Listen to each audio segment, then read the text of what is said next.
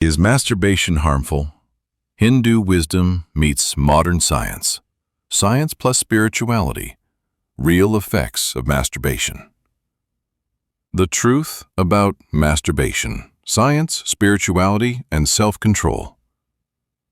In a world where digital access is easy and privacy is just a click away, the topic of masturbation is more relevant and more misunderstood than ever before. Often spoken about in whispers, surrounded by myths, guilt, shame, or even pride, masturbation remains a controversial subject. But what does science truly say about it? What does ancient wisdom teach us? And most importantly, what happens when this act becomes more than just occasional, when it turns into a habit or even an addiction? This documentary is not here to shame or sensationalize. Instead, we are here to explore. From medical studies and psychological research to teachings from ancient Hindu scriptures, we will look at the effects of masturbation on the brain, the body, the mind, and the spirit. Is it harmful or harmless? Is it natural or a sign of weakness? How can young people navigate this topic in a world full of digital temptation, biological urges, and spiritual confusion? Whether you are a teenager exploring your identity, a student trying to focus, or an adult trying to regain control, this video is for you. Welcome to a balanced, honest, and powerful journey into the science and spirituality of masturbation. Part 1. Cultural and religious perspectives on masturbation. To understand the deeper meaning and implications of masturbation, we must begin by looking at how different cultures and religions have viewed it throughout history, especially the Hindu tradition, where ideas of energy, discipline, and spiritual power have always been central. In many ancient civilizations, sexual energy was seen as sacred. It was not something merely physical, but something energetic, something that could be harnessed or wasted. The Upanishads, the Bhagavad Gita, and various yogic texts talk extensively about brahmacharya, a concept often translated as celibacy, but more accurately meaning conduct that leads to Brahman, or the divine. According to Hindu philosophy, semen is not just a fluid, it is ojas, a vital energy that contributes to spiritual strength, mental clarity, and physical vitality. Yogis and sages believed that the conservation of sexual energy was crucial for spiritual awakening. Loss of this energy through frequent ejaculation was seen as a leakage of life force, a weakening of the body and will. This belief was not about shame, it was about power.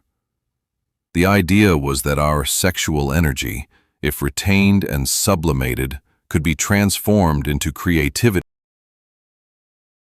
intelligence, and spiritual insight. This is why many monks, rishis, and spiritual practitioners practiced celibacy for decades. However, not all followers were expected to be celibate. The grihastha, or householder phase of life, encouraged balanced sexuality within marriage.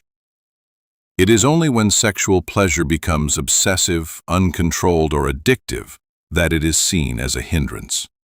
Compare this to modern culture, where sexual imagery is everywhere, on smartphones, in advertisements, in social media. The ancient Hindu worldview warns us that the uncontrolled indulgence of the senses leads to mental restlessness, spiritual dullness, and a loss of willpower. This philosophy aligns closely with what many modern scientists are now discovering. Frequent masturbation, especially when combined with pornography, can rewire the brain in powerful and potentially damaging ways. Part 2. The science of masturbation. What happens in your brain and body? While ancient traditions often speak in the language of energy and discipline, Modern science speaks in the language of neurons, chemicals, and behavior patterns. But surprisingly, these two worlds are not in conflict. In fact, they often arrive at the same conclusions, just through different paths. Let's begin by understanding what actually happens in the body and brain when someone masturbates. At the most basic level, masturbation is a form of sexual stimulation that activates the body's pleasure centers. The act itself leads to the release of several powerful chemicals in the brain. Dopamine, the reward chemical responsible for feelings of pleasure and motivation. Endorphins, natural painkillers that produce a sense of euphoria. Oxytocin, the bonding hormone usually released during intimate connection. Prolactin, released after orgasm, which leads to feelings of relaxation or fatigue. This neurochemical cocktail is potent. It's designed by nature to reinforce behaviors that are essential to survival, like sex, which ensures reproduction. In moderation, this system works beautifully. But problems arise when it is hijacked by repeated stimulation, especially through artificial means like pornography. Every time someone masturbates to porn, dopamine floods the brain. Over time, the brain starts building what scientists call tolerance. That means the same activity no longer produces the same level of pleasure.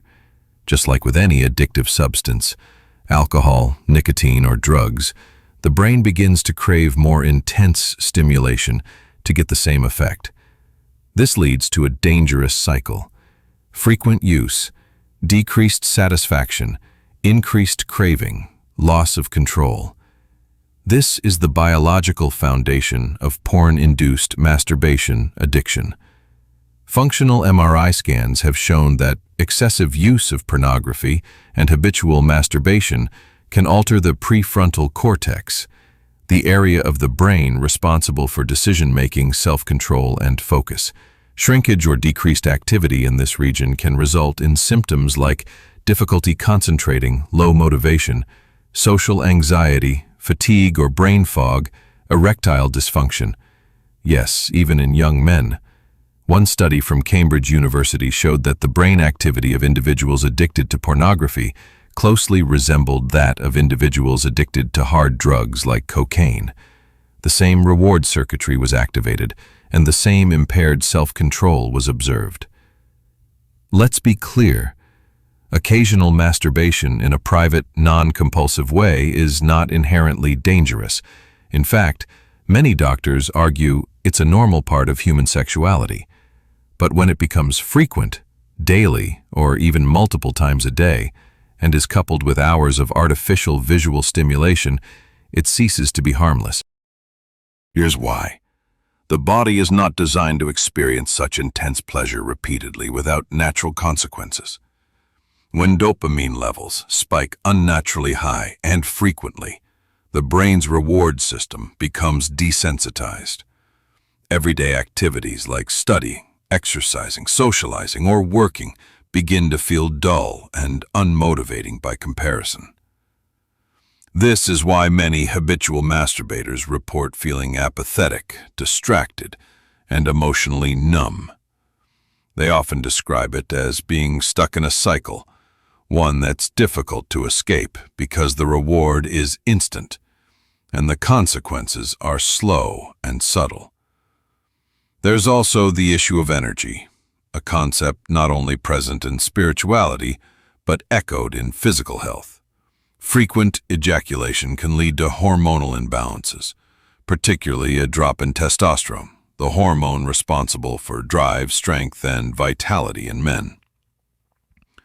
While the occasional release has little long-term impact, repeated daily release over weeks or months may lead to lower energy levels, decreased physical endurance, mood swings or irritability, disrupted sleep patterns, reduced ability to handle stress. Another important point: the emotional detachment that develops through solo stimulation and pornography. Real human relationships are complex and require patience, communication, and emotional intelligence. Pornography and masturbation bypass all of that, reducing intimacy to a mechanical process. Over time, this can hinder one's ability to form healthy romantic or sexual relationships. For teenagers and students who are still developing physically and neurologically, the risk is even greater. During adolescence, the brain is more plastic, more adaptable, and more vulnerable to patterns. If a young person wires their brain for quick, artificial pleasure early on, it can lead to long-term challenges with attention span, social confidence, and even mental health. That brings us to mental health. Studies have linked compulsive masturbation and porn addiction with increased rates of depression, anxiety, loneliness, self-loathing, low self-esteem. Why? Because the very act that temporarily boosts dopamine is also what causes the crash afterward. Users feel depleted, ashamed, or empty, especially when they try to stop but fail. This contributes to a spiral of negative thinking, guilt, and more compulsive behavior. But there is good news. The brain is remarkably resilient. With awareness, discipline, and support, it can heal. Dopamine receptors can reset. Self-control can return. Motivation and vitality can be restored. We'll cover how to do that in a later section. But first, let's clear the air around some popular myths and misunderstandings about masturbation. What is true, and what is simply fear? Part 3. Myths and facts about masturbation. When it comes to masturbation, misinformation spreads faster than truth. Cultural taboos, half-baked science, and internet rumors have created a cloud of confusion, especially among teenagers and students trying to understand their own bodies. In this section, we break down the most common myths and compare them with scientific and spiritual facts. Let's begin. Myth 1. Masturbation causes permanent physical damage. Fact: there is no scientific evidence that masturbation causes direct, irreversible physical harm when practiced occasionally. It does not make you blind, infertile, or stunt your growth. These myths often originated from early moralistic or religious warnings meant to discourage excess. However, excessive or compulsive masturbation, especially when combined with pornography, can contribute to secondary issues such as fatigue, lowered libido, and erectile dysfunction. These effects are functional, not permanent. When the habit is reduced or stopped, most of these symptoms can reverse. Myth 2. Masturbation is unnatural. Fact: from a biological standpoint, masturbation is a natural sexual behavior. It is observed not only in humans but in many animals, including primates, dolphins, and elephants. The body is wired to seek pleasure and release through sexual stimulation. However, what is natural isn't always beneficial when done without limits. Just because something is instinctive doesn't mean it's harmless. Overeating is natural. So is aggression. The question is not whether masturbation is natural, but whether its frequency, triggers, and purpose are aligned with a healthy and balanced life. Myth 3. Masturbation is necessary to release excess semen. Fact: this is a common belief, especially among young men. While it's true that the body produces semen regularly, it does not require constant release. The body naturally reabsorbs unused semen, recycling its nutrients and proteins. In ancient Hindu yogic texts, this reabsorption is considered a form of ohas transformation, a conservation of life energy. From a scientific standpoint, semen retention has not been proven to offer superpowers, but it does correlate with increased motivation, drive, and focus in many anecdotal reports. Medical science acknowledges that frequent ejaculation is not a requirement for good health. Myth 4. Masturbation boosts testosterone. Fact. Research shows that there may be a temporary spike in testosterone levels during arousal, but frequent ejaculation over time can actually reduce baseline testosterone levels in men. Testosterone is critical for muscle development, motivation, energy, and male confidence. In contrast, short periods of abstinence, particularly between 7. Myth 5. Everyone does it, so it's harmless. Fact. Normality is not the same as health. Just because a behavior is widespread doesn't mean it's safe in all contexts. Many people eat junk food or stay glued to screens all day. That doesn't make those habits healthy. The real issue is not the act itself, but the dependency on it. If someone feels compelled to masturbate, even when they don't want to, if it interferes with goals, relationships, or mental clarity, that's a sign of behavioral addiction. And like any addiction, it deserves compassion, but also treatment and action. Myth 6. Masturbation helps reduce stress and improve sleep. Fact. This is partially true. The release of endorphins and prolactin after orgasm can make a person feel relaxed or sleepy. But using masturbation as a coping mechanism for stress, anxiety, or boredom is not a long-term solution. Over time, the brain forms a habit loop. Feel stressed, masturbate. Temporary relief, repeat. This doesn't solve the root cause of stress. In fact, it can weaken the brain's ability to manage discomfort without artificial stimulation. Meditation, exercise, journaling, or meaningful conversation are healthier alternatives that build emotional resilience, not dependence. Myth 7. Masturbation has no impact on spirituality. Fact. This is where modern science and ancient wisdom part ways, but both offer valuable insights. In Hinduism, semen is seen as a carrier of prana, life force. Loss of this fluid, especially through uncontrolled indulgence, is believed to weaken spiritual power and disturb the mind's stillness. Many yogic traditions teach that conserving and transmuting sexual energy through brahmacharya leads to spiritual awakening.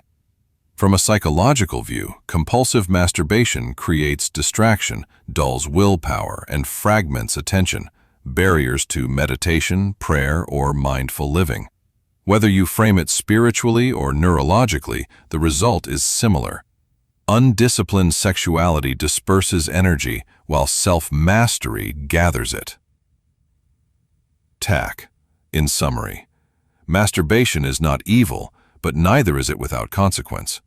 Occasional, mindful masturbation may not harm the body, but compulsive, dopamine-driven behavior can impair mental clarity, motivation, and spiritual growth. Understanding the truth, not fear, shame, or blind acceptance, is the key to mastering yourself.